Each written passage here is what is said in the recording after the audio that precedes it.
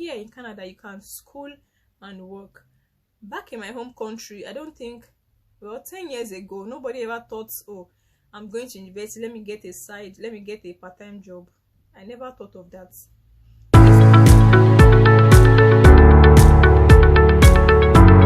So life as an international student, okay, I'm a Nigerian currently studying in Canada.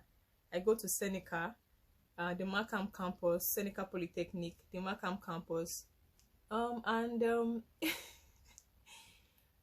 I'm from Nigeria, yeah. So the educational, like, schooling in Nigeria is way different from Canada in so many ways.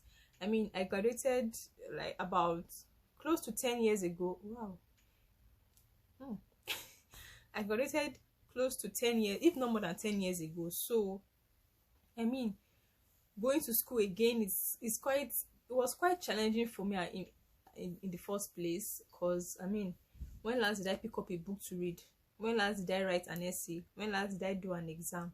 When last did I even open a laptop to start with? When last did I even check the internet for anything school related? So it's been difficult for me, but I mean I'm trying.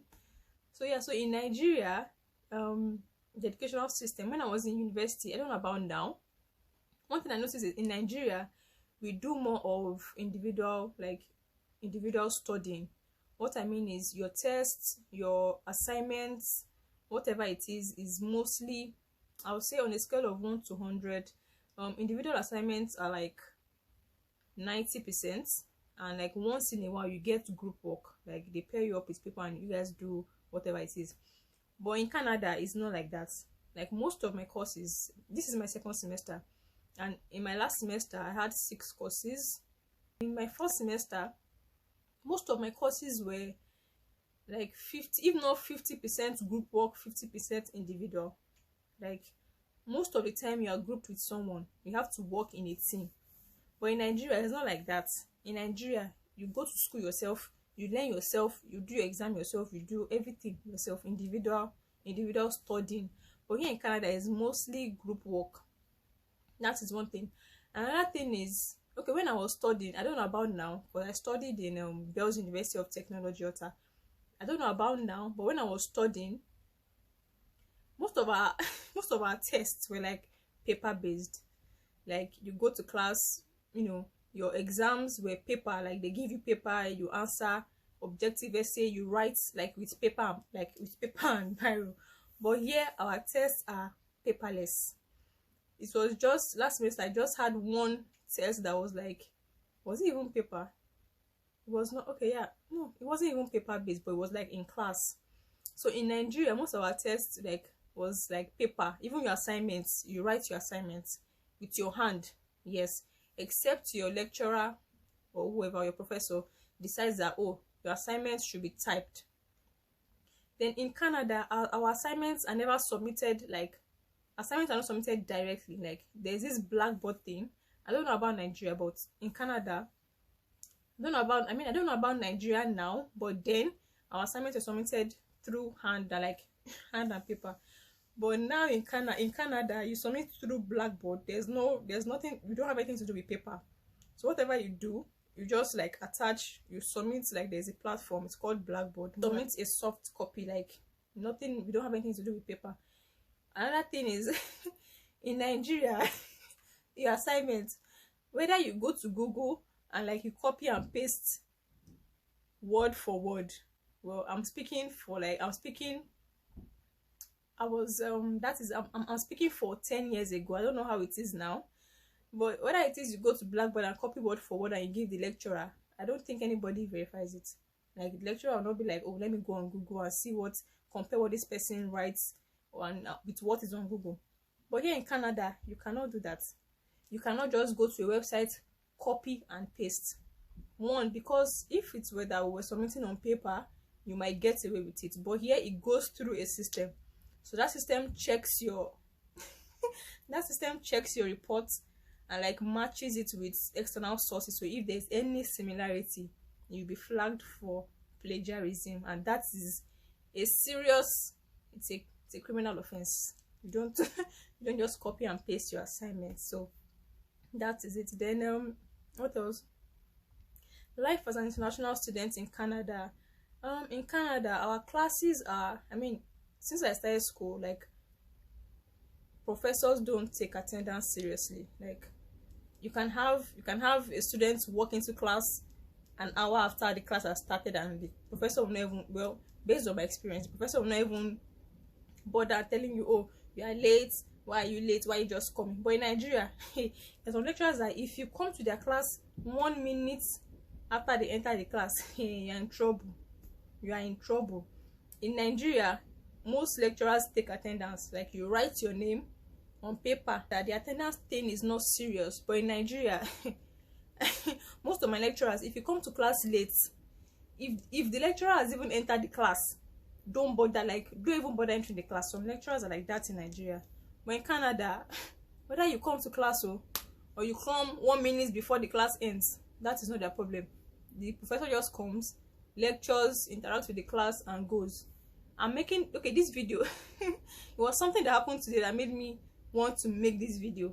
So yeah, I had an 8 o'clock class today, 8 a.m. class. Most times students come like around 8:30, 9. So yeah, I got to class 8 o'clock. The lecturer was already there. She even gave us food today. So she gave us fruits and some other things. She was quite nice. Okay, the lecturer came talking like an hour into the class, around 9 a.m. Students came in, you know. Then all of a sudden there was this guy. He just carried his bag. The lecturer, like, the professor was still talking. He just carried his bag, walked out. So like 2 other people too carried their bag, walked out. Then some few minutes later, he came into the class, and I was like, dude, stay in one place. Why are you going up and down? In Nigeria, in Nigeria, you cannot even try that. Lecturer is talking, you are just doing anyhow. Hey God, they will mark your name and they will deduct your mark. I'm very sure some lecturers are that petty in Nigeria. In Canada, whether you come to class or you don't come to class, that one is not their business. There are some of my colleagues in school that I've never even seen their faces, because on Blackboard you can see everyone that is in your class, and we're like 30. Okay, let me just say 30 in my class.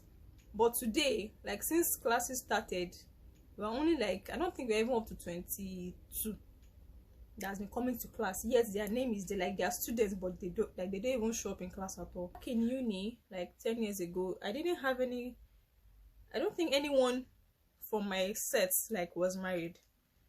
Like, we didn't have mature, let's say mature students, because now I'm a mature student, like adult education, I'm a mature student. But back in Nigeria, we didn't see that at all. Like, most of my schoolmates were single. Like, out of 100, like, maybe just 2% were married. I don't think I even knew anybody that was married when I was in school. But now, I think more like older people are schooling. You get, like, more people who are married, even with kids. In my class, I can say about 60% of us are married with children. Yes.